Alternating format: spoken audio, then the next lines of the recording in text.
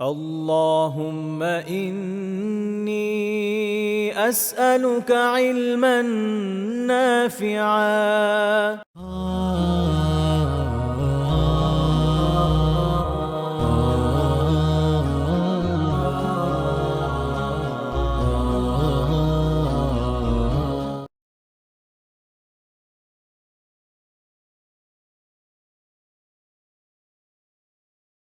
آله وما بعد فأعوذ بالله من الشيطان الرجيم بسم الله الرحمن الرحيم والذين كفروا فتعسا لهم وأضل أعمالهم ذلك بأنهم كرهوا ما أنزل الله فأحبط أعمالهم اللهم صل على محمد وعلى آل محمد كما صليت على إبراهيم وعلى آل إبراهيم إنك حميد مجيد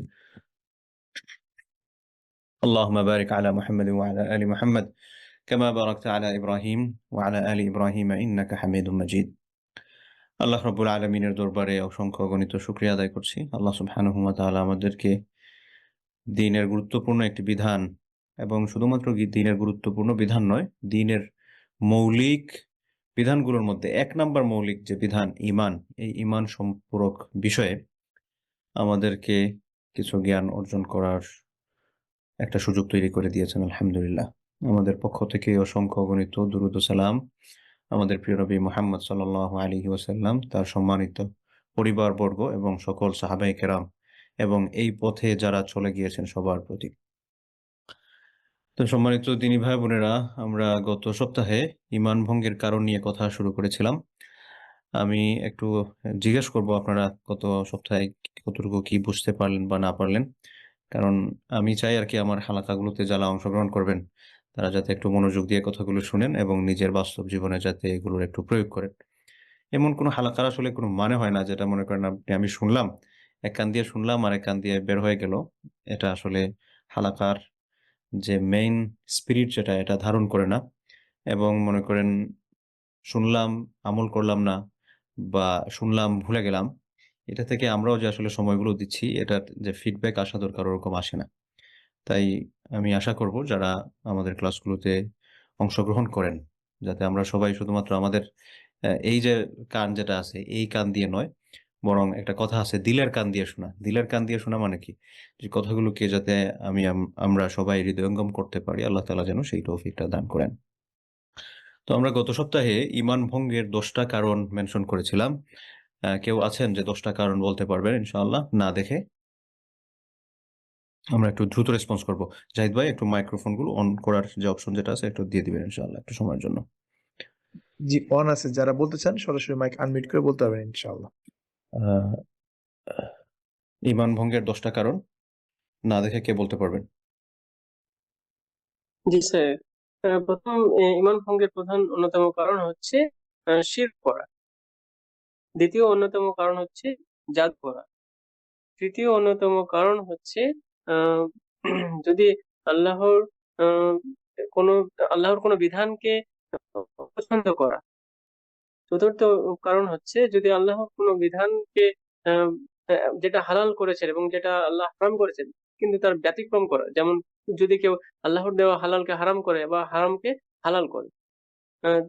next কারণ হতে পারে যদি কেউ আল্লাহর দিনকে আহ, এমন মনে করে যে এর থেকে উত্তম কোনো জীবন বিধান রয়েছে।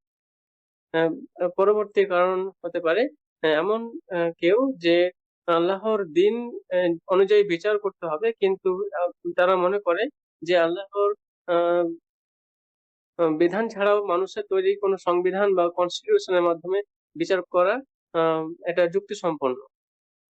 বা এমন নেক্সট পয়েন্ট হতে পারে যদি কেউ মনে করে যে আহ, এই ইসলাম পূর্ববর্তী যুগে প্রযোজ্য ছিল, তো তখনকার যুগের জন্য সেটা সুইটেবল ছিল, কিন্তু বর্তমান যুগে সেটা সুইটেবল নয় এবং এটা এর এটা মধ্যে আলাদা কিছু কোনো কারণ সংকোচন। নয়। এটা আপনি একটু আগে যে কারণটা বলছেন এটার সাথে সম্পৃক্ত আরকি।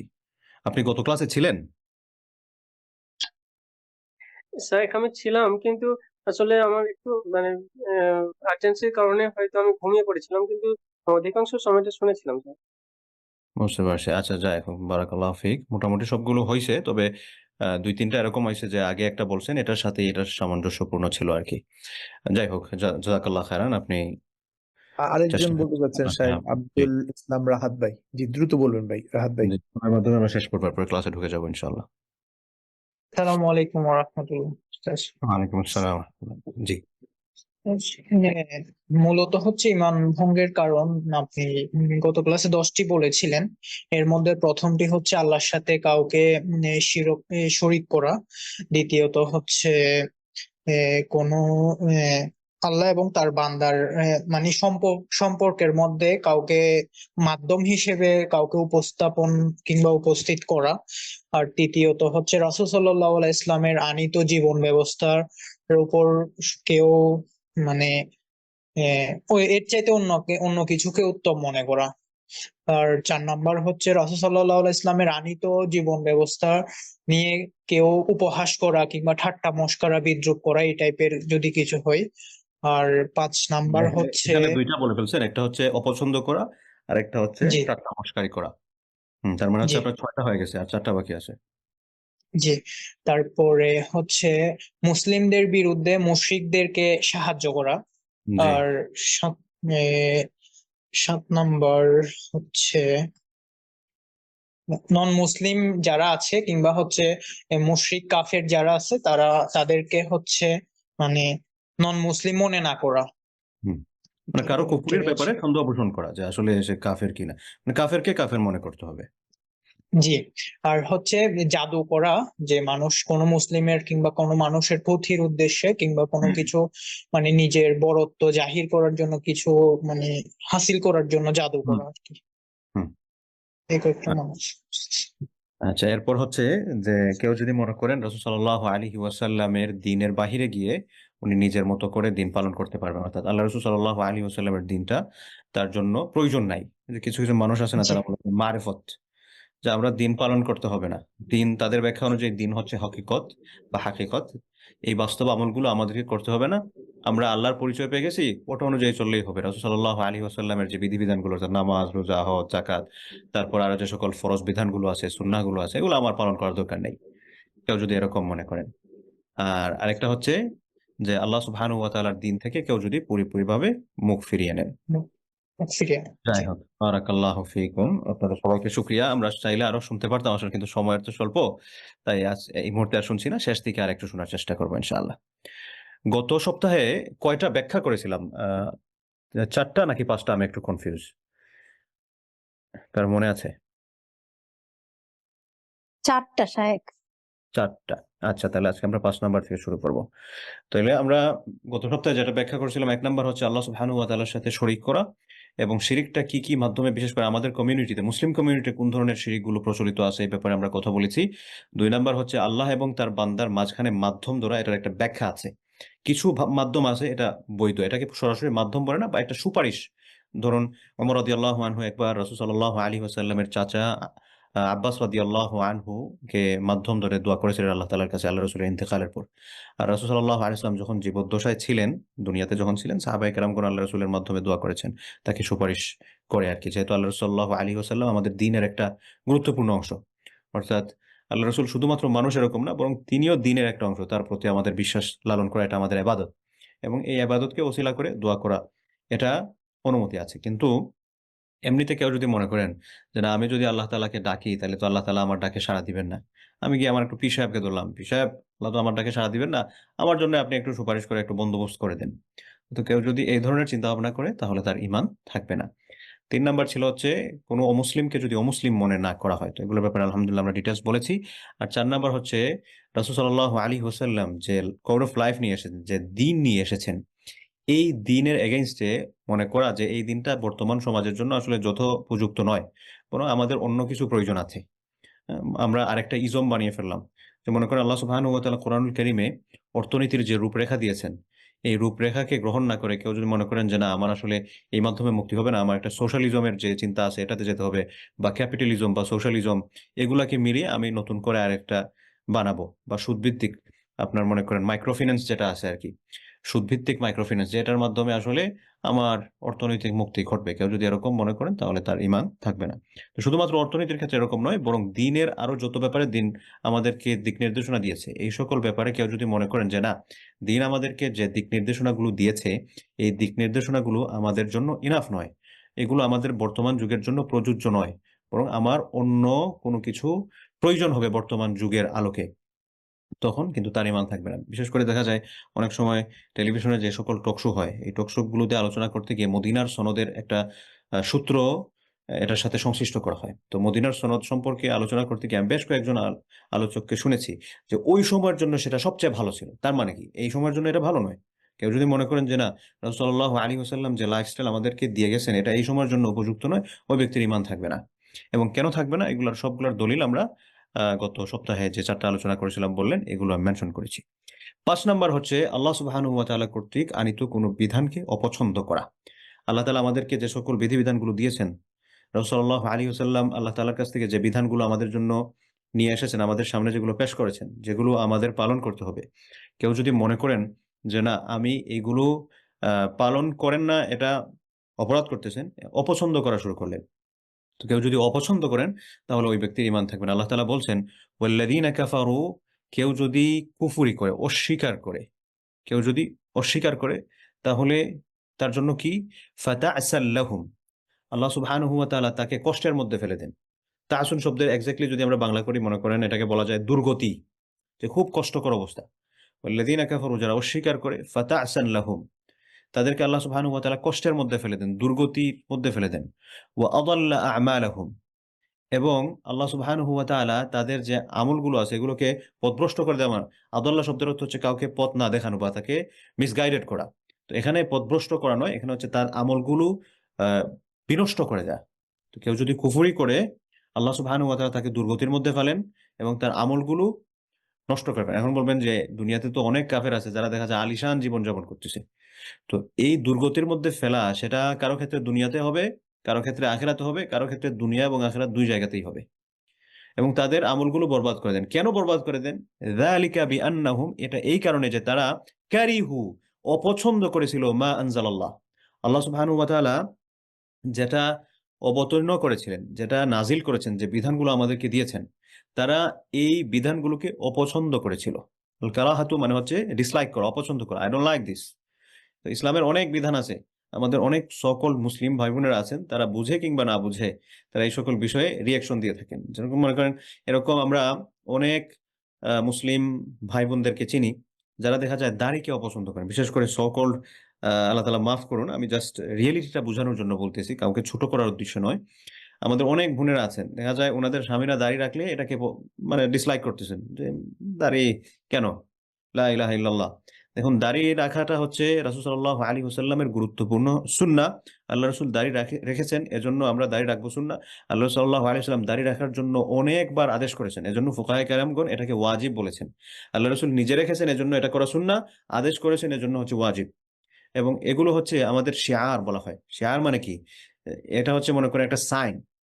এটার মাধ্যমে আমাদেরকে আমাদের আইডেন্টিফিকেশন ডিফাইন করার যে সকল মাধ্যম আছে তোর মধ্যে একটা। শুধুমাত্র এটা এরকম না, এমন বলতে পারেন যে এরকম তো আরো অনেক মানুষ আছেন বিভিন্ন ধর্মের, তারাও দাড়ি রাখতেছেন। হ্যাঁ, তারা তাদের কনসেপ্ট থেকে রাখতেছেন, কিন্তু ইসলামের একটা শিআর হচ্ছে দাড়ি রাখা। এবং শুধুমাত্র ইসলামের শিআর নয়, আমাদের যে ফিতরত আছে, এই ফিতরতের মধ্যে রাসূল সাল্লাল্লাহু আলাইহি ওয়াসাল্লাম বলেছেন, আশরুম মিনাল ফিতরাত, 10টা বিষয় হচ্ছে ফিতরতের অন্তর্ভুক্ত, যে এটা মানুষের মধ্যে থাকা চাই এটা।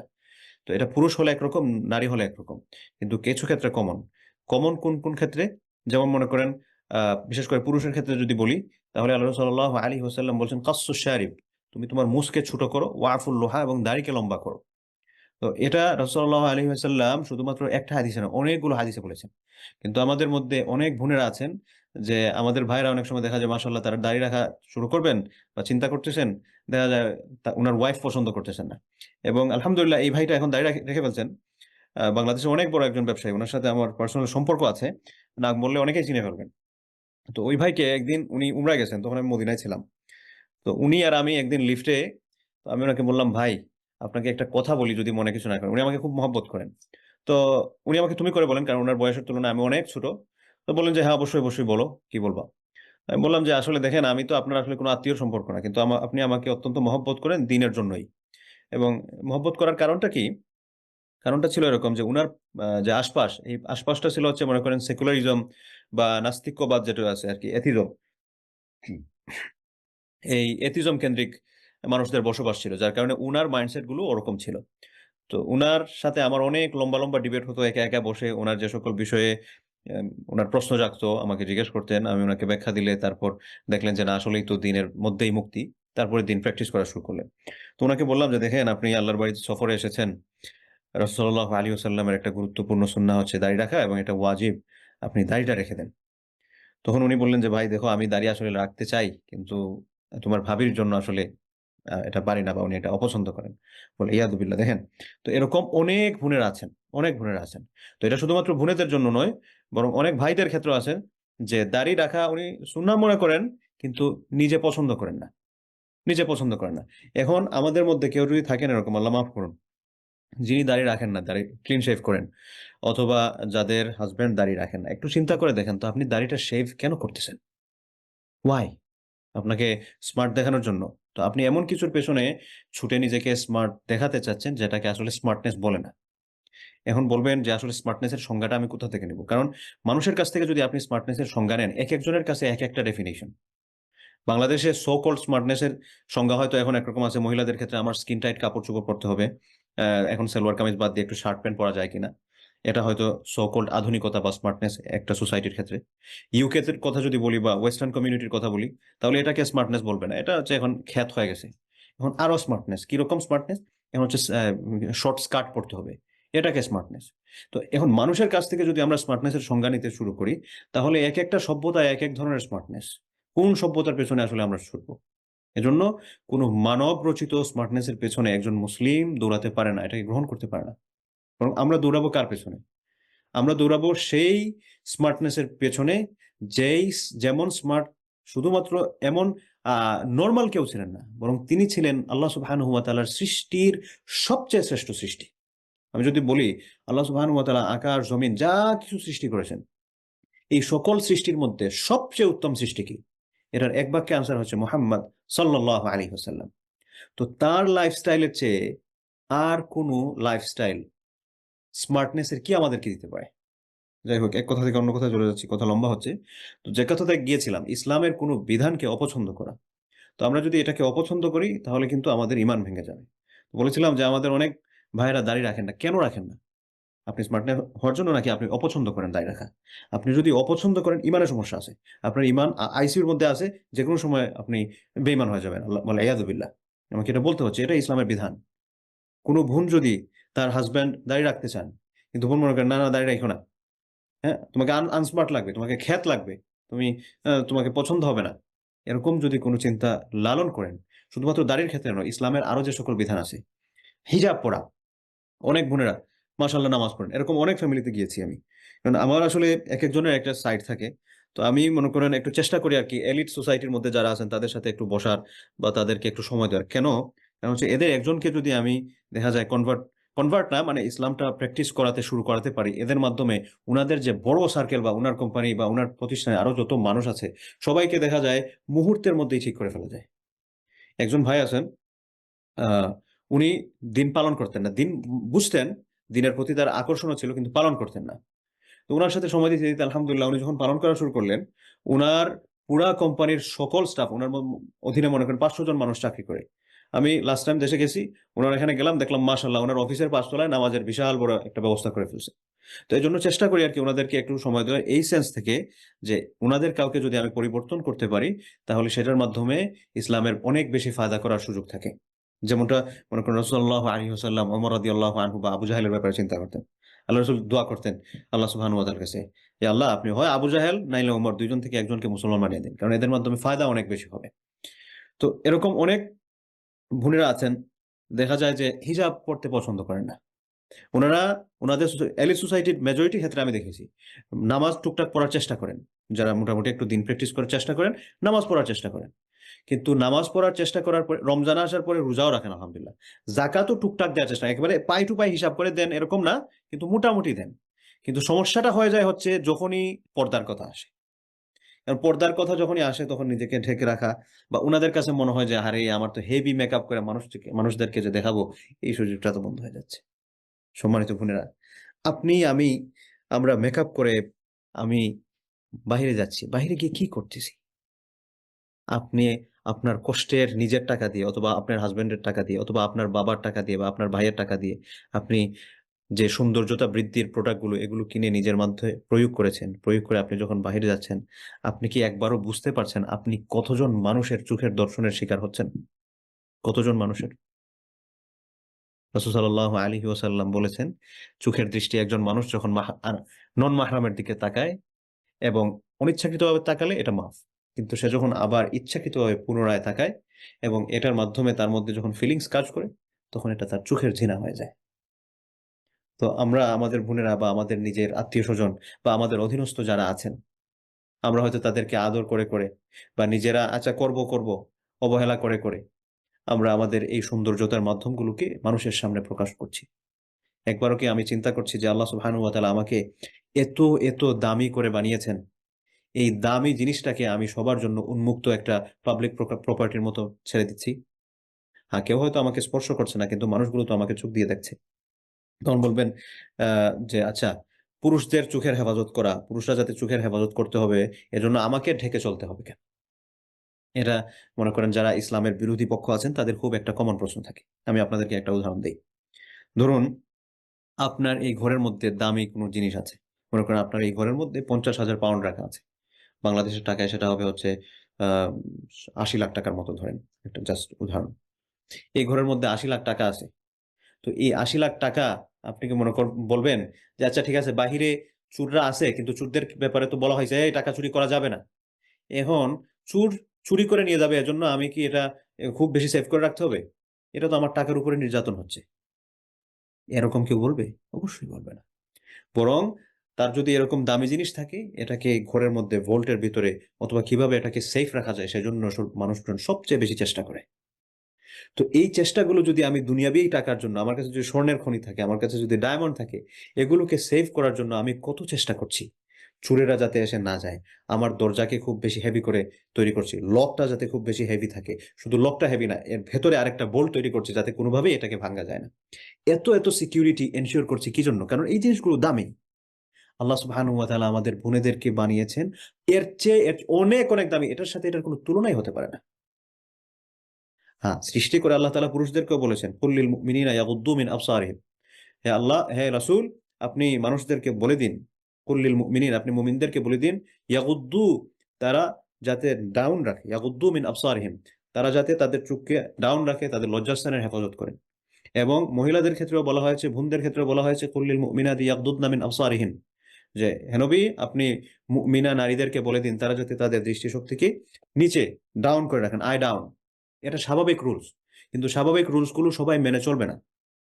এর মধ্যে কিছু মানুষ খারাপ থাকবে এবং এই খারাপ মানুষদের থেকে বেঁচে চলার জন্যই নিজের সিকিউরিটি এনশিওর করা। এবং বোনেদের ক্ষেত্রে সিকিউরিটি এনশিওর করার ক্ষেত্রে সর্বপ্রধান মাধ্যম হচ্ছে পর্দা করা। তো যে কথাতে গিয়েছিলাম, আমাদের অনেক বোনেরা দেখা যায় যে নিজের জীবনে দিনের অন্যান্য বিধানগুলো প্র্যাকটিস করার চেষ্টা করেন, কিন্তু পর্দা আসলেই শেষ। কিন্তু যে সকল ক্ষেত্রে আমরা যেটা আসলে আমার কষ্ট হয় এটা করাই হচ্ছে ইমানের সবচেয়ে বড় দাবি। ব্যক্তিভেদে কোন বিধান তার জন্য গুরুত্বপূর্ণ, যেটা সে করতে পারতেছে না সেটার জন্য সে চেষ্টা করা। বলবেন কিভাবে? যেমন মনে করেন আমি আজকে বললাম যে জাহিদ ভাই, আমি জানেন আমি কিন্তু কোনো ঘুষ খাই না। আমি খুব বড় গলায় বললাম, ভাই আমার ঘুষ দেয় কে? আমার তো কেউ ঘুষ দেয় না। আমি বড় গলায় ঘুষ খাই না বলা না বলার তো কোনো মানে হয় না। আমার তো কেউ ঘুষ দেয়ই না। হ্যাঁ, যদি কোনো সরকারি অফিসার যেখানে ঘুষ নেওয়ার সুযোগ আছে বা মনে করেন একজন ওসি, অফিসার ইনচার্জ যিনি আছেন থানার, উনি বললেন আমি ঘুষ খাই না, সত্যিকার অর্থে যদি না খেয়ে থাকেন এটা উনার ইমানের অনেক বড় একটা অ্যাসেট তিনি অর্জন করেছেন, যে উনি আসলেই ঘুষ খাচ্ছেন। তো আমরা যে সকল ক্ষেত্রে বাধাপ্রাপ্ত হব, যেটা আমার করা দরকার, সবচেয়ে বেশি করা দরকার, যেটা আমি সবচেয়ে বেশি ফেস করি, এই বিধানটাকে যখন আমি নিজের মধ্যে ধারণ করব, এটা হবে আমার ইমানের পূর্ণতার অন্যতম লক্ষণ এবং এটার মাধ্যমে আমি আল্লাহ সুবহানাহু ওয়া তাআলার কাছ থেকে রিওয়ার্ডটা বেশি পাবো। তো এজন্য বোনেদের ক্ষেত্রে যে কিছু কমন ইবাদত আছেন আমরা মোটামুটি সবাই করি, কিন্তু যে সকল ক্ষেত্রে গিয়ে বাধাপ্রাপ্ত হন এই সকল বিষয়টা যখন আপনি একমাত্র আল্লাহর জন্য প্র্যাকটিস করা শুরু করবেন, এটার সওয়াবটা যেমন বেশি পাবেন, এটার স্পিডটাও বেশি থাকবে এবং এটার মাধ্যমে আমি দাওয়াতটাও অনেক বেশি করতে পারবো। তো যাই হোক, আমরা এ ব্যাপারে আর কথা না বলি, উদাহরণ কয়েকটা দিলাম, আশা করি বুঝতে পারছেন। তো কেউ যদি ইসলামের কোনো বিধিবিধানকে অপছন্দ করে, যে না, আই ডোন্ট লাইক দিস, তাহলে এটা ঈমান ভঙ্গের একটা কারণ। আর একটা কথা মনে পড়লো, এটার মাধ্যমে অনেক মানুষের ঈমান ভাঙে। আল্লাহ সুবহানাহু ওয়া তাআলা প্রয়োজনে একাধিক বিয়ের ব্যবস্থা রেখেছেন। হ্যাঁ, একাধিক বিয়ে জিনিসটা একটা স্পর্শকাতর বিষয়। আমাদের দেশে বা আমাদের কমিউনিটিতে এটার একটা ব্যাড ইমেজ আমাদের মানুষদের কারণে তৈরি হয়ে গিয়েছে। যদিও এটা অত্যন্ত ভালো একটা বিধান ছিল। এই ভালো বিধানটা দেখতে হলে আরব বা আফ্রিকান কমিউনিটিতে যদি তাকানো হয়, এটা সুন্দর একটা প্র্যাকটিস দেখা যায়। কিন্তু ইন্ডিয়ান সাবকন্টিনেন্টে যখন একাধিক বিয়ে হিসেবে চিন্তা করা হয়, তখন মনে হয় যে না, এই মানুষটার চরিত্র খারাপ, অথবা মনে করা হয় কারো অনেক বেশি টাকা হয়ে গেছে। ব্যক্তি মনে করে যে আমার তো অনেক বেশি টাকা হয়েছে, এখন যদি একটা বিয়ে শাদী করা যায়, সমস্যা কি? হাঁটুর বয়সে একজন মেয়েকে বিয়ে করা, এই সেন্সগুলো অনেক মানুষের মধ্যে চলে আসে। আবার কারো দেখা যায় যে আম, ঠিক আছে, দুনিয়া মনে করেন সবকিছু স্মুথলি চলতেছে, এবং তার মানুষের তো চাহিদা শেষ নাই। তো চিন্তা করলো যে ঠিক আছে, আর একটা বিয়ে করি। ইসলাম এটার জন্য এটাকে বলে নাই। ইসলাম এটা সুন্দর একটা প্র্যাকটিস, বিভিন্ন কারণের এটাকে বৈধ করেছে। কিন্তু এই কারণগুলো আমাদের সমাজের মধ্যে যথাযথভাবে আমাদের যারা করেন, এটা ধারণ করতে না পারার কারণে এই ব্যাড ইমেজটা তৈরি হয়েছে। ব্যক্তি সে বলে 4 বিয়ে করা সুন্নত। 4 বিয়ে করা সুন্নত এমন ব্যক্তি বলে যে ব্যক্তি মনে করেন ফরজই প্র্যাকটিস করে না। তো 4 বিয়ে করা সুন্নত ওই ব্যক্তি বলতে পারেন যারা ফরজ প্র্যাকটিস করে, আরো যে সকল সুন্নাহগুলো আছে সেই সকল সুন্নাহগুলো প্র্যাকটিস করে এসে তারপর এটা বলতেছেন। তাদের জন্য বলা তো ঠিক ছিল। কিন্তু আমাদের এই আহ, কি বলে এটাকে যথাযথভাবে এটা প্র্যাকটিস না থাকার কারণে, যেভাবে যতটুকু হক আদায় করার এই বিষয়গুলো না থাকার কারণে এটার একটা ব্যাড ইম্প্যাক্ট সোসাইটির মধ্যে আছে এবং ভুনেরা এটাকে অনেক বেশি ভয় পান। তো এটা নিয়ে আসলে লম্বা একটা আলোচনা করা যাবে, সেদিকে কথা না বাড়াই। সহজ কথা হচ্ছে যে আল্লাহ সুবহানাহু ওয়া তাআলা এই বিধানটাকে বৈধ করেছেন। কারো প্রয়োজন যদি হয়, কারো যদি মনে করেন যেটা এটা ওনার জন্য জরুরি, অথবা যদি মনে করেন যে না, এটার মাধ্যমে দিনের কোনো ফায়দা আছে, তাহলে এটাকে গ্রহণ করা। কিন্তু কেউ যদি মনে করেন যে না, আমি এটাকে অপছন্দ করি, হ্যাঁ, হ্যাঁ, একটা হচ্ছে আমার কষ্ট হচ্ছে, সেটা নয় যে ইসলামে এই বিধানটা কি রাখছে ভাই। তো কেউ যদি এরকম চিন্তা ভাবনা করেন, তাহলে কিন্তু তার ঈমান ভেঙে যাবে। তো এরকম আরো অনেক উদাহরণ আছে। মোটা দাগে আমাদের কমিউনিটিতে যে যে সকল বিষয়গুলো প্রচলিত হয়, এই বিষয়গুলো নিয়ে একটু কথা বললাম আর কি। তো 5 নাম্বার ছিল কি, যে রাসূল সাল্লাল্লাহু আলাইহি ওয়াসাল্লাম যে সকল বিধিবিধানগুলো নিয়ে এসেছেন, এই সকল বিধিবিধানের মধ্য থেকে কোনো একটা বিধিবিধানকে কেউ যদি অস্বীকার করেন, তাহলে ওই ব্যক্তির ঈমান ভেঙে যাবে। এটা হচ্ছে 5 নাম্বার কারণ। 6 নাম্বার কারণ হচ্ছে, এটা 5 নাম্বারের মতোই। 5 নাম্বারটা ছিল যে আল্লাহ রসুল কর্তৃক আনিত কোনো বিধিবিধানকে অপছন্দ করা। আর 6 নাম্বার হচ্ছে আল্লাহ রসুল কর্তৃক আনিত কোনো বিধান, অর্থাৎ ইসলামের কোনো বিধানকে নিয়ে ঠাট্টা মশকারি করা। একটা হচ্ছে যে আমি অপছন্দ করি, 5 আর 6 এর মধ্যে পার্থক্য হচ্ছে 6 নম্বরের ব্যক্তি সেটাকে অপছন্দ করে, বিষয়টা এরকম না, কিন্তু এটাকে নিয়ে ঠাট্টা মশকারি করা। কেমন ঠাট্টা মশকারি? ধরুন, ফ্রেন্ড সার্কেলের মধ্যে থেকে কেউ একজন দাঁড়িয়ে রেখেছেন, এমন ফ্রেন্ড সার্কেল যাদের মধ্যে মনে করেন খুব একটা প্র্যাকটিসিং মুসলিমদের ওরকম সংখ্যা নাই। তো কেউ একজন দাঁড়িয়ে রাখেছেন, দাঁড়িয়ে রাখার পর আরেকজন বন্ধু বলছে, ভাই কি রে ভাই, ছাগলের দায় কি এটা রাখছো? তো এই ধরনের কোনো প্রকার কোনো ঠাট্টা মশকারি করা ইসলামের কোনো বিধানকে নিয়ে, এটা ঈমান ভঙ্গের কারণ। এরপর মনে করেন, হিজাবের আগে উদাহরণ দিয়েছিলাম, কোনো বোন হঠাৎ করে হিজাব পরা শুরু করলেন, নিকাব করার সময় একজন, কি রে ভাই, জঙ্গি পোশাক পরে কোত্থেকে আসছো? হুম? এই কথাগুলো কিন্তু আমাদের কমিউনিটির মধ্যে শোনা যায়। আমাদের কমিউনিটির মধ্যে শোনা যায়। একজন মনে করেন তার প্রয়োজনে একাধিক বিয়ে করেছেন। প্রয়োজন বলতে কি, আমরা অনেক সময় দেখা যায় আমাদের প্রথম যারা একাধিক বিয়ে করেন, প্রথম স্ত্রীর সমস্যা 10টা খুঁজে বের করে, মানে এটা এটা এটা এটা এটা এটা এটা সমস্যা, এজন্য আমি করতেছি। উনার গলতেই প্রথমেই ভুল হয়েছে। মানুষের কারো মধ্যেই, মানুষ কেউ 100% না। তো প্রবলেমের কারণে বিয়ে করা এটা বলা হয় নাই। প্রয়োজনের কারণে বিয়ে করা মানে কি? প্রয়োজনের কারণে বিয়ে করা মানে হচ্ছে মনে করেন দ্বীনের কোনো প্রয়োজনে, অথবা তার চরিত্র হেফাজতের জন্য, অথবা মনে করেন তার পারিবারিক আরো কোনো প্রয়োজনে, এরকম। প্রয়োজন মানে এটা না যে প্রথম জনের মধ্যে কোনো একটা বিষয়ের ত্রুটি আছে, এবং এটা ফিল আপ করার জন্য আমার সেটা করতে হচ্ছে। কেউ যদি এই চিন্তা লালন করে ওই পথে হাঁটেন, তাহলে এই ব্যক্তির জিন্দগিতে জীবনেও সুখ আসবে না।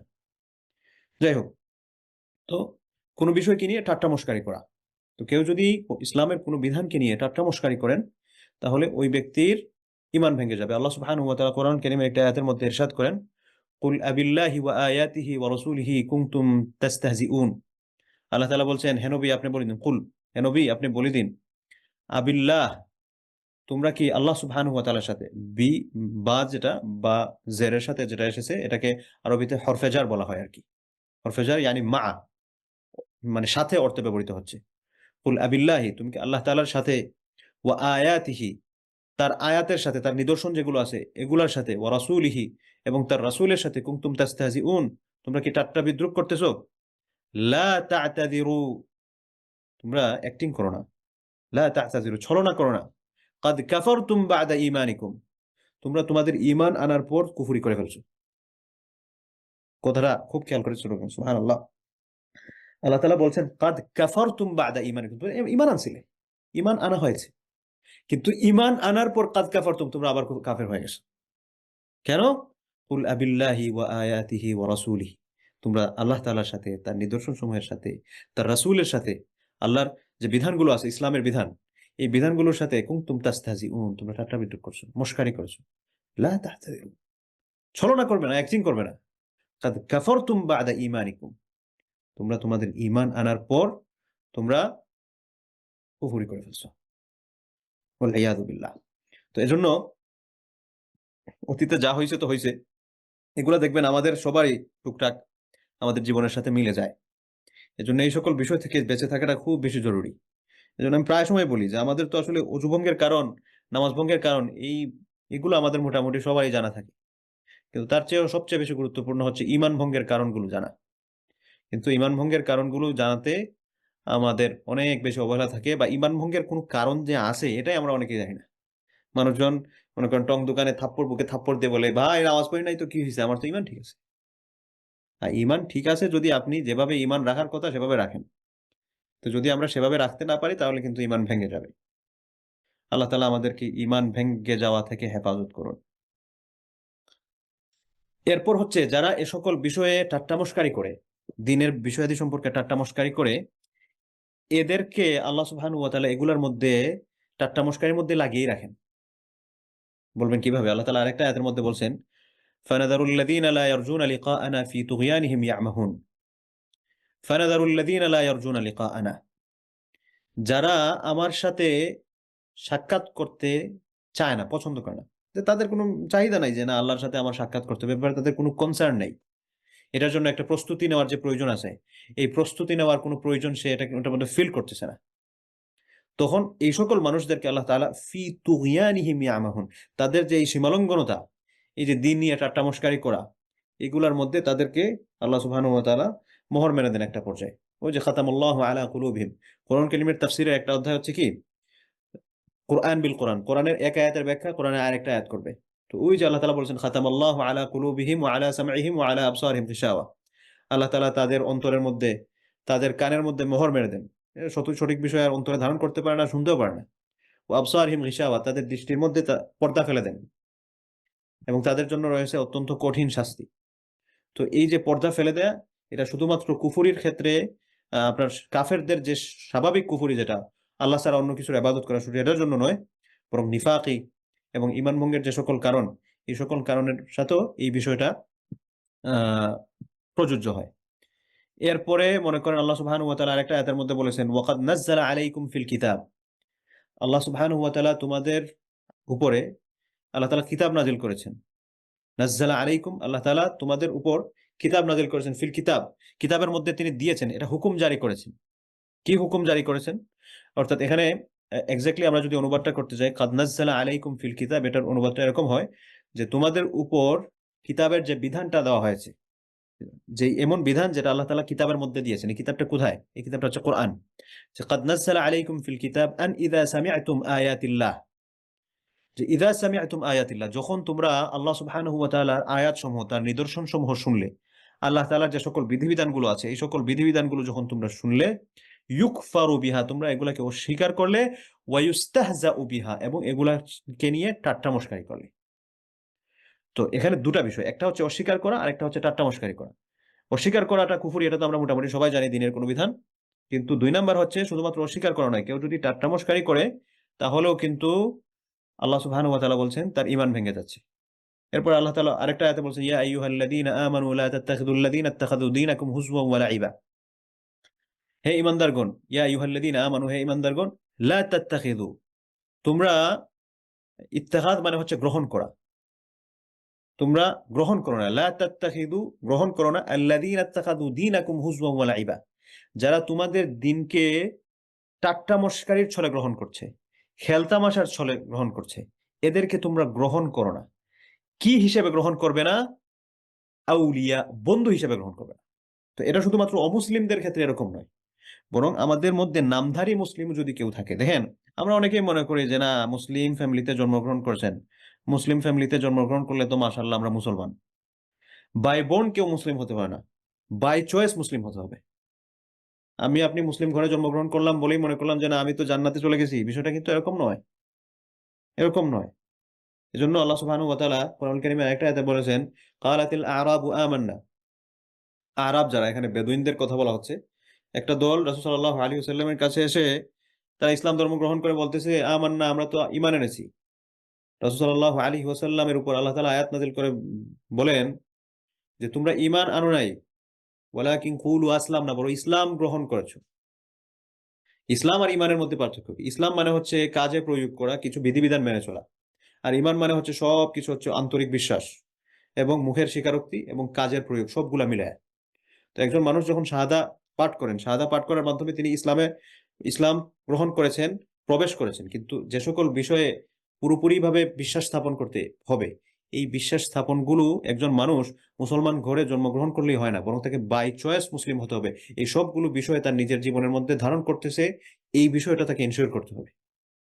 তো এজন্য যে কথাতে গিয়েছিলাম যে আমাদের বন্ধু সার্কেলে যদি এরকম থাকে যে আমার দিনকে নিয়ে মশকারি করে, এবং যার সাথে থাকলে দেখা যায় আমার দিনের মধ্যে দিন পালন করতে সমস্যা হয়, সে আসলে মুসলিম বাই নেই মুসলিম, কিন্তু তার সাথে থাকলে আমার ইবাদত কমে যায়, তার সাথে থাকলে আমার ইবাদতের মধ্যে রুহানিয়ত থাকে না, বা আমার ইবাদতের কোয়ান্টিটি কোয়ালিটি দুইটাই কমে আসে। এরকম যদি হয় তাহলে আমি তার সাথে সম্পর্ক রাখাটা আমার জন্য ঠিক হবে না, তাকে আমি অ্যাভয়েড করতে হবে। কারণ বলবেন না তার জন্য আমি কি দাওয়াতি কাজ করতে পারি না? হ্যাঁ, অবশ্যই আমি তার জন্য দাওয়াতি কাজ করতে পারি। তার জন্য আমি দাওয়াতি কাজ তখনই করতে পারি যখন তার মাধ্যমে আমি ইনফ্লুয়েন্স হব না। কিন্তু তার পেছনে দাওয়াতি কাজ করতে গিয়ে তার আচরণ দ্বারা যদি আমি ইনফ্লুয়েন্স হয়ে আমার নিজেরই যদি অবস্থা খারাপ হয়ে যায়, তাহলে তো অবস্থা এমন হবে যে এক লোক বাজারে আম নিয়ে গেছে, চুর আমও নিচে বস্তাও নিয়ে গেছে। তো যার আমও গেছে বস্তাও গেছে, এরকম যাতে না হয় আর কি। তো এই জন্য আল্লাহ তাআলা বলছেন ইয়া আইয়ুহাল্লাযীনা আমানু, হে ঈমানদারগণ, লা তাত্তাখিযু, তোমরা গ্রহণ করবে না, আল্লাযীনা ইত্তাখাযু দীনাকুম হুজওয়ান ওয়া লাইবা, যারা তোমাদের দিনকে একটা খেলতামাশা ঠাট্টা মশকারির বিষয় হিসেবে গ্রহণ করে, এদেরকে গ্রহণ করবে না। মিনাল্লাযীনা উতুল কিতাব মিন ক্বাবলিকুম ওয়াল কুফফার, এরা কারা? তোমাদের পূর্বে যাদেরকে কিতাব দেওয়া হয়েছিল, আহলে কিতাব, ইহুদি খ্রিস্টান, এবং যারা কুফফার আছে, আউলিয়া, এদেরকে তোমরা বন্ধু হিসেবে গ্রহণ করবে না। তো এটা শুধুমাত্র অমুসলিমদের জন্য বিষয়টা এরকম নয়, বরং এমন কেউ যে আমার দিন পালন নিয়ে ঠাট্টা মশকারি করে, অথবা হ্যাঁ ঠাট্টা মশকারি করতে পারে, তারপর হচ্ছে আমি তার জন্য দাওয়াতি কাজ করতেছি, তার মধ্যে পজিটিভ চেঞ্জ আসতেছে, সেটা ভালো দিক। কিন্তু এরকম যদি হয় যে তার মাধ্যমে আমি নিজেই ইনফ্লুয়েন্স হয়ে যাচ্ছি এবং তার মাধ্যমে তার সাথে থাকার কারণে আমার দিনের মধ্যে ঘাটতি আসতেছে, তাহলে এই সকল মানুষদের সাথে আমি বন্ধুত্বটা কন্টিনিউ করাটা কোনোভাবেই ঠিক নয়। তো যাই হোক, ঠাট্টা মশকারি করা এই সকল ব্যাপারে আলহামদুলিল্লাহ অনেকগুলো কথাই বললাম। তো এই বিষয়গুলো যদি আমরা নিজেদের মধ্যে ধারণ করতে পারি, তাহলে ইনশাআল্লাহ আমরা ঈমান ভঙ্গের এই সকল যে মাধ্যম, এগুলা থেকে বেঁচে থাকতে পারবো ইনশাআল্লাহ। 7 নাম্বার কারণ বলেছিলাম যে জাদুর মাধ্যমে কারো ক্ষতি করা বা নিজে ভালো কোনো কিছু অর্জন করতে চাওয়া। ভালো কোনো কিছু বলতে কি, মানে নিজে কোনো একটা জাদুর মাধ্যমে অর্জন করতে, যে আমি জাদুর মাধ্যমে একটু দেখি এমপি হতে পারি কিনা, বা আমি জাদুর মাধ্যমে কোনো একটা কিছু আরেকজনের কাছ থেকে তাকে জাদু করে তার কাছ থেকে 50 লাখ টাকা আমার করে নিয়ে আসতে পারি কিনা। তো জাদুর মাধ্যমে কারো ক্ষতি করা বা কোনো কিছু অর্জন করা, অথবা ক্ষতি করা মানে কি, যেমন মনে করেন স্বামী স্ত্রীর মধ্যে একটা লড়াই লাগায় দেয়, যেটা আমাদের কমিউনিটিতে খুব বেশি চলে। একজন মানুষ ভালো অবস্থায় আছে, এখন ভালো অবস্থায় থাকলে আরেকজনের সন্দেহ কি বলে এটা সহ্য হচ্ছে না, এখন সহ্য না হয় সে খুঁজে খুঁজে একজন কবিরাজ বের করলো, কবিরাজ বের করে এর মধ্যে একটা সমস্যা তৈরি করে দিল। তো কমিউনিটির মানুষদের যে কি চিন্তা ভাবনা আল্লাহই জানে। আরেকজন মানুষ খুশিতে আছে, ভালো অবস্থায় আছে, আমার কি সমস্যা, সে এটাই সহ্য করতে পারছে না, বলে ইয়াজুবিল্লাহ। কি ধরনের চিন্তা ভাবনা আসলে মানুষদের মধ্যে কাজ করে। তো এটা ঈমান ভঙ্গের একটা কারণ। কেউ যদি জাদুর মাধ্যমে কারো নষ্ট করতে চান, অথবা নিজেই কোনো কিছু অর্জন করতে চান জাদুর মাধ্যমে, তাহলে এটা ঈমান ভঙ্গের কারণ। আবু হুরায়রা রাদিয়াল্লাহু আনহুর একটা বিখ্যাত হাদিস আছে, রাসূলুল্লাহ সাল্লাল্লাহু আলাইহি ওয়াসাল্লাম বলেছেন, ইজতানিবু আস-সাবআল মুবিকাত, তোমরা ইজতানিবু বেঁচে থাকো আস-সাবআল মুবিকাত, সাবউন মানে হচ্ছে 7টা, আল মুবিকাত, মুবিকাত মানে হচ্ছে মানে 7টা মারাত্মক জিনিস, মারাত্মক ধ্বংসাত্মক, এই টাইপের অর্থ অনুবাদ করা যায় আর কি, যে মারাত্মক ধ্বংসাত্মক জিনিসসমূহ থেকে তোমরা বেঁচে থাকবে।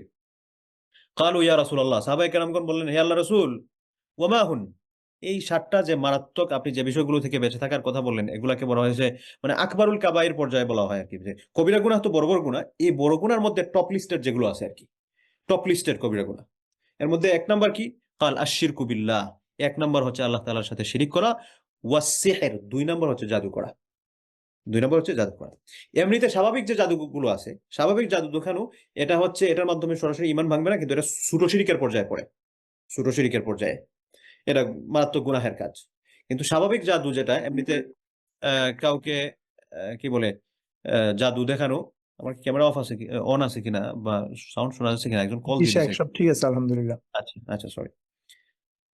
তো 1 নাম্বার হচ্ছে আল্লাহর সাথে শিরিক করা, 2 নাম্বার হচ্ছে সিহর, জাদু করা। তো জাদুর ক্ষেত্রে বলছে এমনি নরমাল যে জাদু যেগুলো আছে, কারো অনিষ্ট করা বা এটার মাধ্যমে কোনো কিছু অর্জন করা, এরকম না, এমনিতেই মানুষের ম্যাজিক দেখানো। একটা হচ্ছে ট্রিকের মাধ্যমে কোনো কিছু দেখানো, এটা জাদুর পর্যায়ে পড়ে না। যেমন মনে করেন আমি এই চশমা এটা হাতে নিলাম, এই চশমাটাকে কোনো একটা ভাবে আমি হাতের মধ্যে একটা ট্রিকের মাধ্যমে এটা দেখা যাচ্ছে না, এটাকে জাদু বলে না। জাদু হচ্ছে আমি মন্ত্র পড়ার মাধ্যমে এটাকে নাই করে ফেললাম, আসলেই নাই, কেউ দেখে না, ঠিক না এটা, এগুলো হচ্ছে জাদু।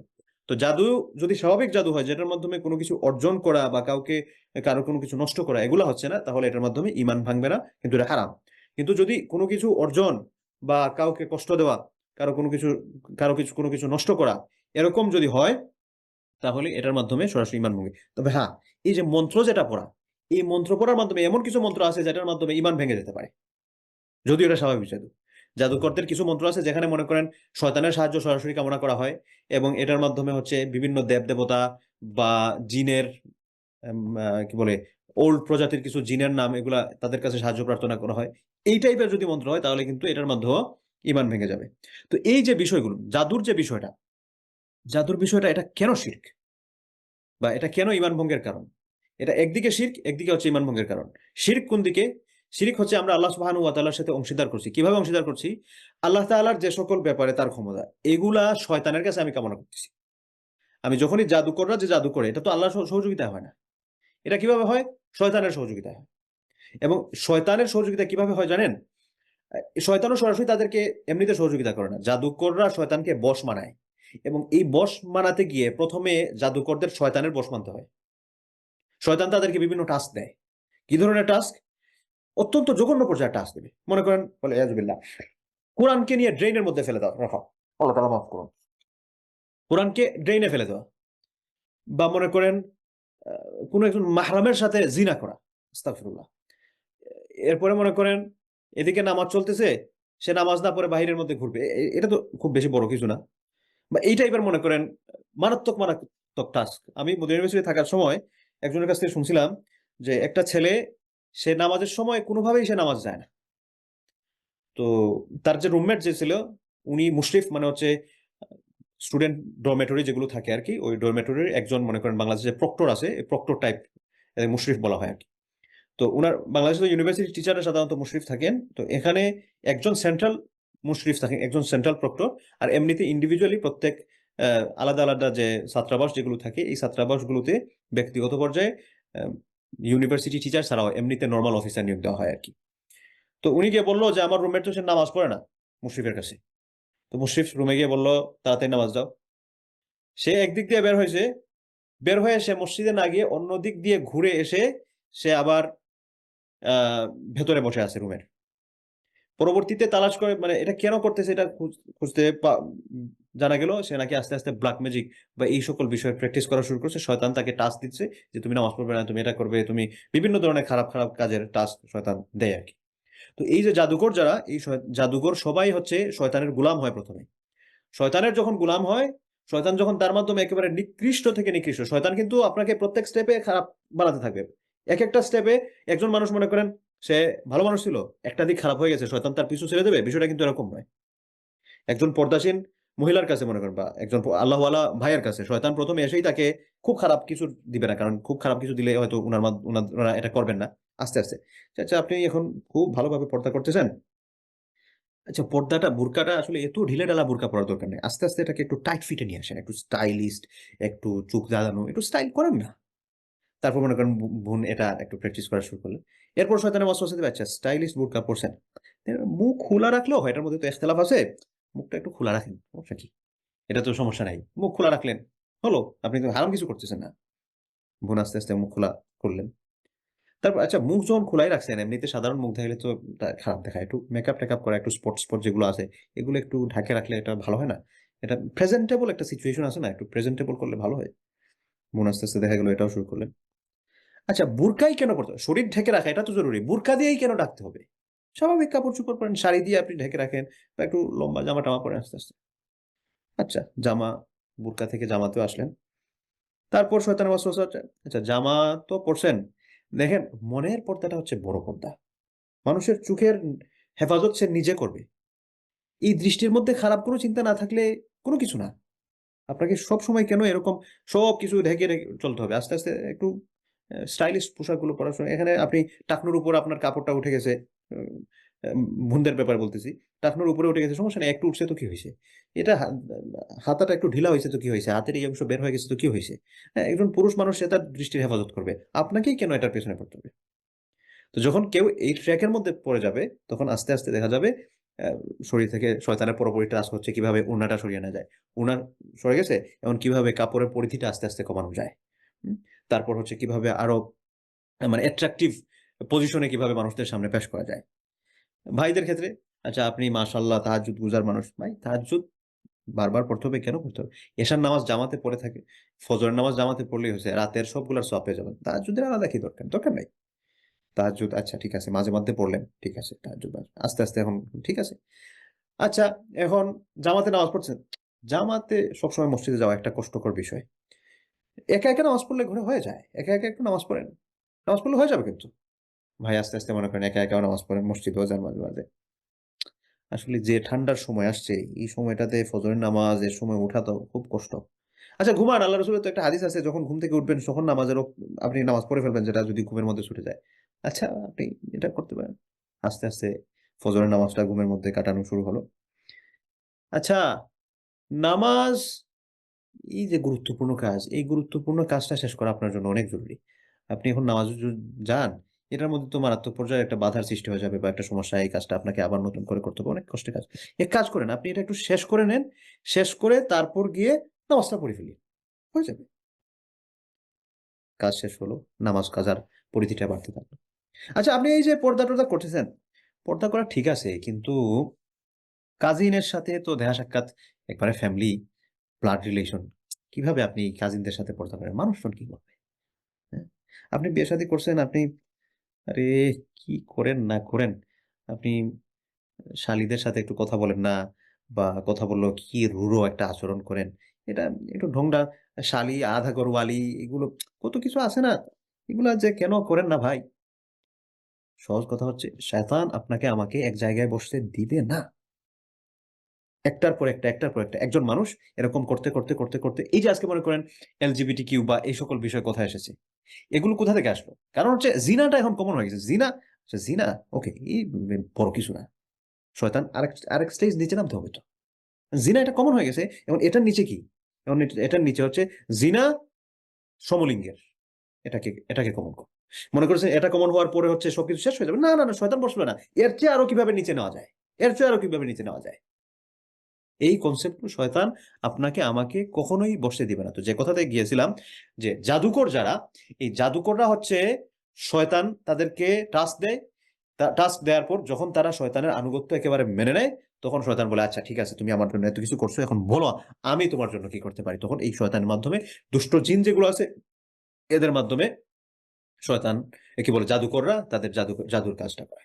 তো যে হাদিসটা গিয়েছিলাম রাসূলুল্লাহ সাল্লাল্লাহু আলাইহি ওয়াসাল্লাম বলেছেন তোমরা ৭টা মারাত্মক ধ্বংসাত্মক জিনিস থেকে বেঁচে থাকবে।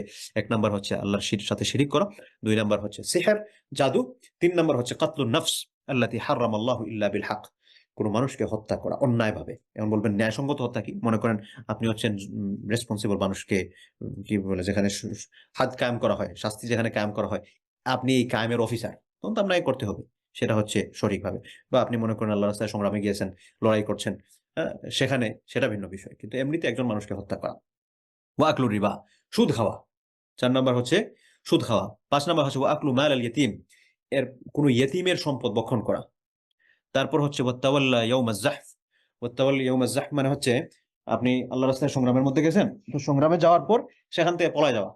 আপনি লড়াই না করে পলায় গেলেন, পিছপা হয়ে গেলেন।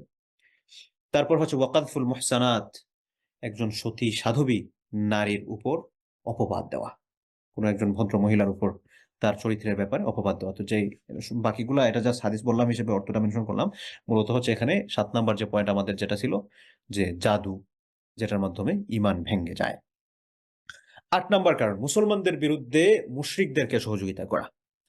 তো এটা একটু বুঝবেন ভালো করে। মুসলমানদের বিরুদ্ধে মুশরিকদেরকে সহযোগিতা করা, এটা ইন্ডিভিজুয়াল কনফ্লিক্টের মধ্যে নয়, এটা হচ্ছে কমিউনিটি ভিত্তিক যে প্ল্যাটফর্ম সেখানে। এমনিতে মনে করেন আমার সাথে একজন অমুসলিমের একটা পার্সোনাল কনফ্লিক্ট আছে। তো এই পার্সোনাল কনফ্লিক্টটা মনে করেন এখানে একটা ব্যবসা বাণিজ্য এই সকল বিষয়ে। এখন আরেকজন মুসলিম এসে উনি আমার পক্ষ ধরে, আমি অন্যায় হওয়ার পরও মনে করেন আর অমুসলিম ব্যক্তি যে আছেন তার বিপক্ষে লড়াই করা শুরু করলেন, এটা নয়। কিন্তু এটা নয়, বরং হচ্ছে এমন বিষয় যেটা কমিউনিটি ভিত্তিক বা স্টেট ভিত্তিক। যেমন মনে করেন বর্তমানে যে লড়াইটা চলতেছে, তো এই লড়াইতে মুসলমানদের পক্ষ কেউ যদি অবলম্বন না করে, কোনো মুসলমান যদি মনে করেন যে কি অবস্থা এটা, এত তাদের যে অবস্থা, এরা তো আসলে ফিডব্যাক এখানে ফিরে আসবে পরে আর সম্ভব হচ্ছে না, এদের এত অস্ত্র শস্ত্র, এরাই আসলে সবকিছু দখল করে নিবে, তার চেয়ে এটা বন্ধ হয়ে যাক, তা বরং এদের বাদ দিয়ে আমরা এদেরকেই সহযোগিতা করি। কেউ যদি এই ধরনের চিন্তা ভাবনা লালন করে, তাহলে কিন্তু এই ব্যক্তির ঈমান ভঙ্গ হয়ে যাবে। সহজ কথা হচ্ছে যে ইসলামের কমিউনিটি ভিত্তিক কাজে, ইসলামের প্ল্যাটফর্ম ভিত্তিক কাজে, ইসলামের শরিয়ার কাজে, ইসলামের দ্বীনের কাজে, ইসলামের রাষ্ট্রভিত্তিক কাজে কেউ যদি মুসলিমের এগেইনস্টে কোনো অমুসলিমকে সহযোগিতা করেন, হ্যাঁ, তাহলে ওই ব্যক্তির ঈমান ভেঙে যাবে। একটা মুসলিম দেশের সাথে আর একটা অমুসলিম দেশের লড়াই শুরু হয়েছে, মনে করেন সাপোজ মনে করেন আফগানিস্তানের সাথে লড়াই শুরু হলো একটা পরাশক্তি একটা দেশের। এমন কোনো মানুষ যদি এই পরাশক্তি দেশকে সহযোগিতা করে, সে বুঝে শুনে এটাকে যদি সহযোগিতা করে, তাহলে ওই ব্যক্তির ঈমান ভেঙে যাবে। আল্লাহ সুবহানাহু ওয়া তাআলা কোরআনুল কারীমের মধ্যে বলছেন, ওয়ামাই ইয়াতাওয়াল্লাহুম মিনকুম ফাইন্নাহু মিনহুম, ওয়ামাই ইয়াতাওয়াল্লাহুম মিনকুম, তোমাদের মধ্য থেকে কেউ যদি তাদের সাথে বন্ধুত্ব রাখে। ইয়াতাওয়াল্লা শব্দের অর্থ হচ্ছে আপনার বন্ধুত্ব সাব্যস্ত করা। ওয়ামাই ইয়াতাওয়াল্লাহুম, তাদের সাথে কেউ যদি বন্ধুত্ব করে, মিনকুম তোমাদের মধ্য থেকে কেউ, ফাইন্নাহু মিনহুম, তাহলে এই ব্যক্তি তাদের মধ্যে অন্তর্ভুক্ত। ইন্নাল্লাহা লা ইয়াহদিল কওমাজ জালিমিন, আল্লাহ সুবহানাহু ওয়া তাআলা জালেমদেরকে হেদায়েত দান করেন না। এই জালেম কারা? এই জালেম মানে হচ্ছে সাধারণভাবে যে জুলুম করা, সাধারণ জুলুম, এই জুলুমের মধ্যে তো প্রয়োগ হবে, কিন্তু এটার দ্বারা সবচেয়ে বড় যেটা হচ্ছে, যারা ইমানদারদের বাদ দিয়ে সেখানে গিয়ে তাদেরকে মুসলমানদের এগেইনস্টে কেউ যদি অমুসলিমদের সাথে তার দহরম মহরম রাখে, অমুসলিমদের এগেইনস্টে তার মুসলমানদের এগেইনস্টে যদি অমুসলিমদেরকে সহযোগিতা করে। আল্লাহ তাআলা বলছেন, ওয়া মান ইয়াতাওয়াল্লাহুম মিনকুম, কেউ যদি তাদের সাথে বন্ধুত্ব করে, ফাইন্নাহু মিনহুম, তাহলে সে তাদের মধ্যে অন্তর্ভুক্ত হয়ে যাবে। তো বন্ধুত্ব বিষয়ে আমি আপনাদের সাথে আরো অনেক ব্যাপারে শেয়ার করেছি। আল্লাহ সুবহানাহু ওয়া তাআলা আমাদেরকে এ ব্যাপারে কিন্তু অনেক বেশি সতর্ক করেছেন, এবং আল্লাহ রাসূলের এ ব্যাপারে হাদিসও আছে যে একজন মানুষ সে তার বন্ধুর দিনের মধ্যে, তার মানে কি?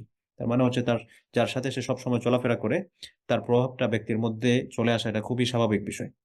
এজন্য বন্ধু নির্বাচনে আমাদের খুব বেশি সতর্ক হতে হবে। বিশেষ করে ওয়েস্টে যারা থাকেন, ওয়েস্টে আপনাদের সন্তানদেরকে সুসন্তান হিসেবে গড়ে তোলার জন্য বন্ধু, ফ্রেন্ড সার্কেলটা, ভালো ফ্রেন্ড সার্কেল হওয়াটা খুব বেশি জরুরি, খুব বেশি জরুরি। এই ফ্রেন্ড সার্কেল যদি ভালো না হয়, তাহলে মানুষজন কিন্তু পথভ্রষ্ট হতে একটুও সময় লাগবে না, একটুও সময় লাগবে না। কারণ সে আস্তে আস্তে বড় হবে, বড় হওয়ার পর সে সবসময় ঘরে থাকবে না, সে কোথায় যায় কি করে আপনি অনেক সময় বুঝতেই পারবেন না। কোন দিকে আপনাকে লুকিয়ে গিয়ে পাবে বসে আছে বুঝতেই পারবেন না, কোন দিকে ড্রাগ এডিক্টেড হয়ে গেছে বুঝতেই পারবেন না। আমি মনে করতেছি যে আপনি হয়তো মাশাআল্লাহ দিন প্র্যাকটিস করে ফাড়াই ফেলতেছি, আমার সন্তানও আমার দেখাদেখি করবে। হ্যাঁ, অনেক ক্ষেত্রে দেখা যায় আমরা তাদের জন্য রোল মডেল হিসেবে থাকবো, কিন্তু সবাই যে আমাদেরকে দেখেই পালন করে ফেলবে বিষয়টা কিন্তু এরকম না। আমি নাম বললে চিনে ফেলবেন, এবং লজ্জারও কথা, আসলে আমাদের আত্মীয়র মধ্যেই পড়েন, অনেক বড় আলেম, কিন্তু উনার সন্তান ড্রাগ এডিক্টেড হয়ে গেছে, ড্রাগ এডিক্টেড হয়ে গেছে। অথচ মানে উনার সন্তান ড্রাগ এডিক্টেড হতে পারে, এটা মানে কল্পনার বাইরে। এখন হেভি পাওয়ারফুল সাইকোটিক ইনজেকশন দিতে হয়। তো এই হচ্ছে অবস্থা। এজন্য ওয়েস্টে যারা আছেন তারা খুব বেশি সতর্ক থাকবেন। আর শুধুমাত্র ওয়েস্টে যারা আছেন তাদের জন্য না, বরং আমাদের দেশে যারা আছেন, আস্তে আস্তে সিচুয়েশন সব জায়গায় আসলে খারাপ হতে যাচ্ছে। দিন পালন করাটা বা দিনী পরিবেশে বেড়ে ওঠা, এটা সব জায়গাতেই একটু আস্তে আস্তে এটা ক্রিটিক্যাল হচ্ছে। এজন্য আমরা যাতে দিন পালনের জন্য যা করা প্রয়োজন, আমরা সেই এনশিওরিটিটা আমরা দিতে পারি। এরপর আল্লাহ তাআলা বলছেন ইন্নাল্লাহা লা ইয়াহদিল কওমাজ জালিমিন। আল্লাহ সুবহানাহু ওয়া তাআলা যারা জালেম আছেন তাদেরকে হেদায়েত প্রদান করেন না। হেদায়েতটা খুব জরুরি বিষয়। আমরা কেন সূরা ফাতিহায় বারবার আল্লাহ তাআলাকে বলছি ইহদিনাস সিরাতাল মুস্তাকিম, হে আল্লাহ আমাদেরকে সিরাতে মুস্তাকিমের হেদায়েত দান করেন, আপনি সঠিক পথ প্রদর্শন করেন। কেন বারবার আমাকে হেদায়েতের কথা কেনই বলতে হবে? কারণ হচ্ছে আপনার আমার দুনিয়ায় যা কিছু আছে এগুলার সাথে যদি হেদায়েত না থাকে সমস্ত সবকিছু বরবাদ। আপনি মনে করছেন টাকা পয়সা আছে, অনেক বেশি টাকা পয়সা। দেখেন আপনার টাকা পয়সা আছে, হেদায়েত নাই, আপনি কারুন হয়ে যাবেন, কারুন। টাকা পয়সা আছে, হেদায়েত নাই, সাদ্দাদ হয়ে যাবেন। টাকা পয়সা আছে, হেদায়েত নাই, পথভ্রষ্ট কারুনের সাথে কারুনের মতো করে আপনার আমার আচরণ হতে সময় লাগবে না।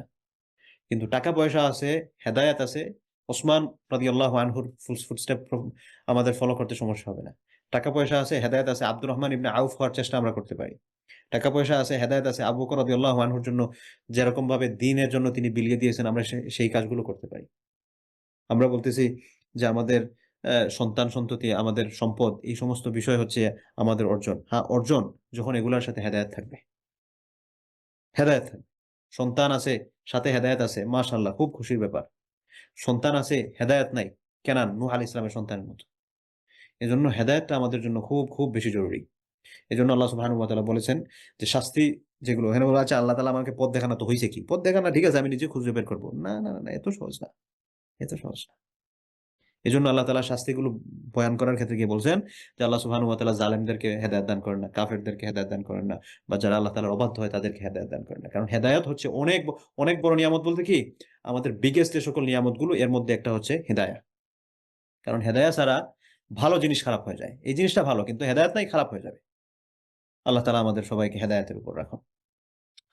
আচ্ছা ৯ নাম্বার হচ্ছে কেউ যদি মনে করে যে রাসূল সাল্লাল্লাহু আলাইহি ওয়াসাল্লামের শরীয়তের বাহিরে গিয়েও আমি দ্বীন প্র্যাকটিস করার সুযোগ আছে। যে রাসূল সাল্লাল্লাহু আলাইহি ওয়াসাল্লামের দ্বীন আমার পালন করতে হবে না। যে আমি আল্লাহকে পায়া গেছি, আমার মারিফত হয়ে গেছে, এখন আর হাকিকাত লাগবে না। কিছু মানুষের পরিভাষাটা এরকম।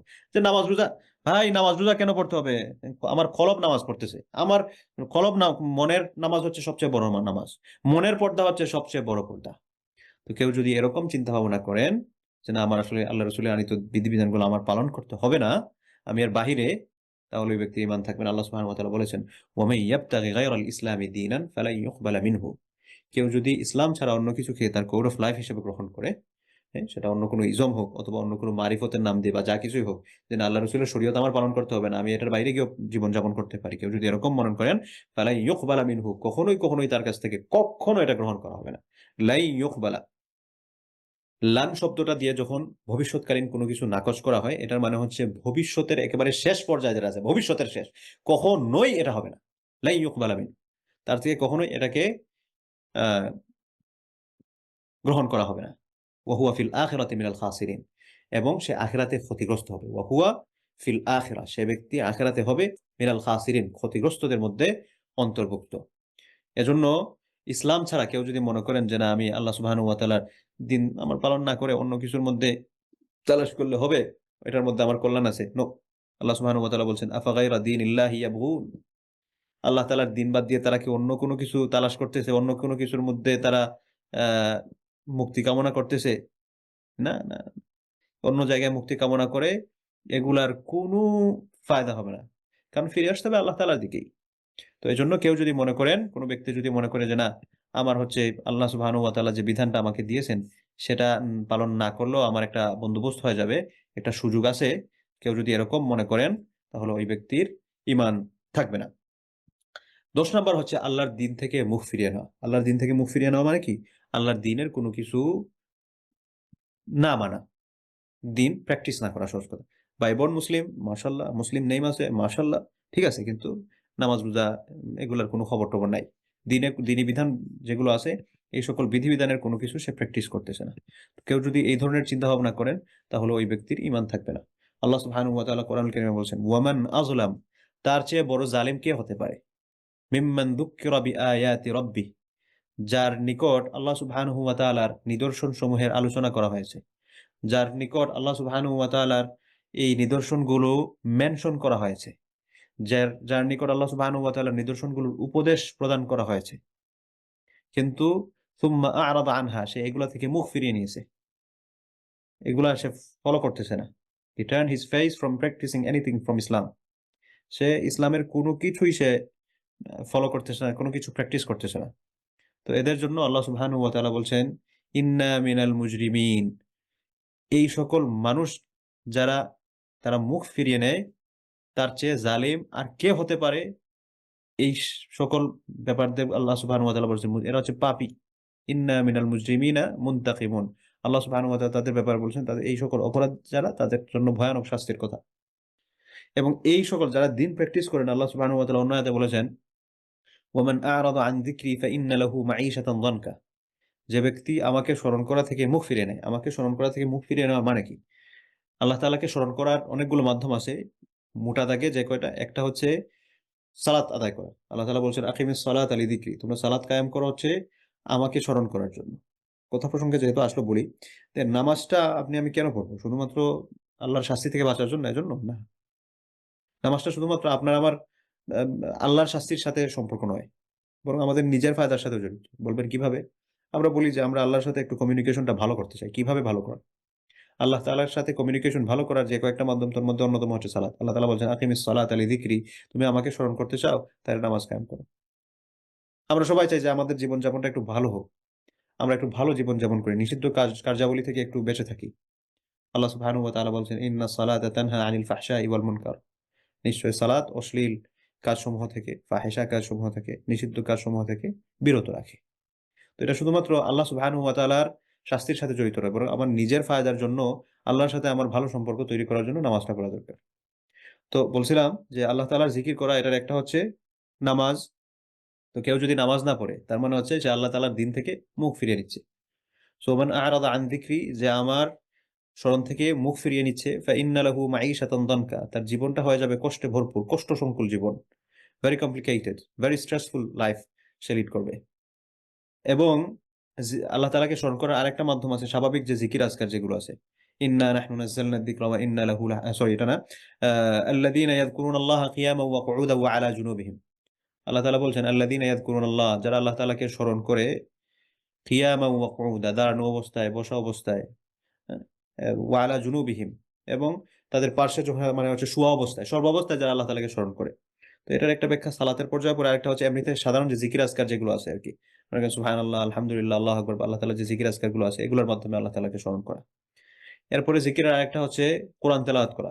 আল্লাহ তাআলা বলছেন, ইন্না নাহনু নাযালনা যিকরা ওয়া ইন্না লাহু লাহাফিজুন, আমি এই জিকিরটা অবতীর্ণ করেছি। এই জিকির মানে কি? কোরআন। তো কেউ যদি কোরআন থেকে মুখ ফিরিয়ে নেয়, কোরআন থেকে মুখ ফিরিয়ে নেওয়ার দুইটা ব্যাখ্যা। একটা হচ্ছে কোরআন বিধিবিধানগুলো নিজের জীবনে পালন না করা, আর একটা হচ্ছে নিজের কাছে কোরআন আছে, এটা এই দুইটা যেকোনো একটা এরকম না, বরং একটা আরেকটার সাথে জড়িত। একটা হচ্ছে কোরআন না পড়া, সে কোরআন পড়ে না, তার ঘরে হয়তো কোরআন আছে, সেটাকে সে গিলাফের মধ্যে সুন্দর করে রেখে সেলফের মধ্যে রেখে দিচ্ছে। আল্লাহ তাআলা বলছেন যে কোরআনটা তো আমি তোমাকে এই সেলফে রাখার জন্য দিইনি, কোরআনটা আমাদের জন্য পড়ার জন্য। প্রথম আয়াতটাই দিয়েছেন, ইকরা, পড়ো। আল্লাহ তাআলা চাইলে তো প্রথমে অন্য আয়াত দিয়ে শুরু করতে পারতেন। সূরা ইখলাসে আল্লাহ তাআলার পরিচয় দিয়ে শুরু করতে পারতেন, কুল হুয়াল্লাহু আহাদ। এটা না দিয়ে ইকরা কেন দিলেন? কারণ আমরা শুনে শুনে প্র্যাকটিস করতে অনেক কিছুতেই পছন্দ করি, কিন্তু আমরা যদি কোনো কিছু পড়লে এক্সাক্ট ইনফরমেশনটা আমরা পাবো। এজন্য আল্লাহ সুবহানাহু ওয়া তাআলা আমাদেরকে সর্বপ্রথম আয়াত নাযিল করেছেন ইকরা, যে পড়ো। শুনে শুনে নয়, পড়তে হবে। কারণ শুনলে একজনের কাছ থেকে আরেকজন, আরেকজনের কাছ থেকে আরেকজন, এবং শুনতে শুনতে দেখা যায় এখানে মাঝখানে কোনো কিছু ঢুকে যাওয়ার সম্ভাবনা আছে। হ্যাঁ, কোরআন এবং হাদিস যেভাবে একজন আরেকজনের কাছ থেকে এসেছে, এটা খুব স্ট্রিক্টলি এগুলোকে সংরক্ষণ করা হয়েছে, সেগুলোর কথা ভিন্ন। কিন্তু এমনিতে যখন আমরা একজন আরেকজনের কাছ থেকে শুনে শুনে কোনো কিছু পালন করতে যাব, দেখবেন অনেক কিছুই গরমিল হচ্ছে। প্রথম যার থেকে শুরু হয়েছিল শেষ পর্যন্ত পৌঁছতে অনেক কিছুই হয় অ্যাড হয়েছে, না হয় মাইনাস হয়েছে। একটা গল্প মনে পড়লো, এক লোক, তার বিয়ে শাদী হবে, তো পাত্রীপক্ষ তার সম্পর্কে খোঁজখবর নেওয়ার জন্য তার এলাকায় গেছে। তো এলাকায় যাওয়ার পর বলল যে, ভাই অমুক নাম, ওনার সাথে একটা বিয়ের সম্বন্ধ চলতেছে, একটু কালো করে মানুষ, ওনার সম্পর্কে আপনি কি বলেন? তো উনি বললো, হ্যাঁ ঠিক আছে ভাই, কালো করে মানুষ, মোটামুটি একটু কালো, ভালোই, বা একটা মন্তব্য করলো।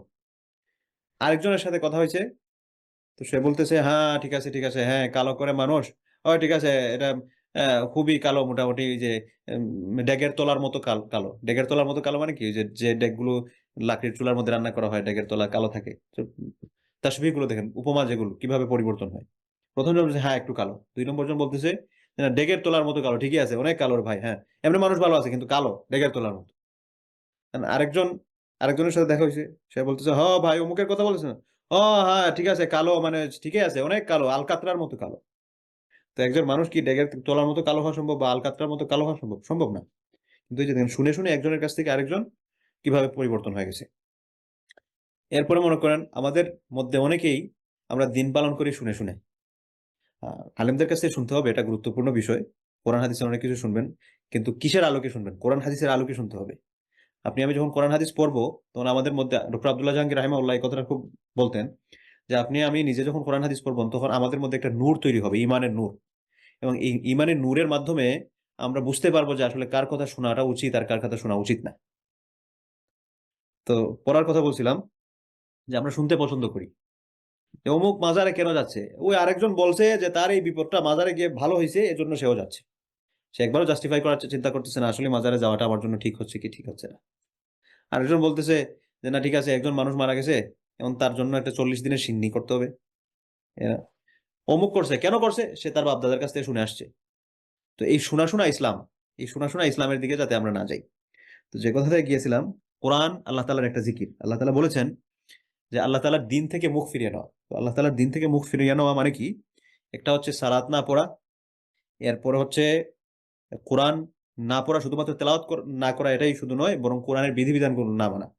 একজন কোরআন তেলাওয়াত করে না, এরপর হচ্ছে কোরআনের বিধিবিধানও মেনে চলে না। একজন হচ্ছে কোরআন তেলাওয়াত করে ঠিক আছে, কিন্তু কোরআনের বিধিবিধানগুলো মেনে চলে না, সবই এক্সট্রাটাসের। এরপর হচ্ছে আল্লাহ তাআলার স্বাভাবিক জিকিরগুলো আছে, এরপর হচ্ছে দিন প্র্যাকটিস করা।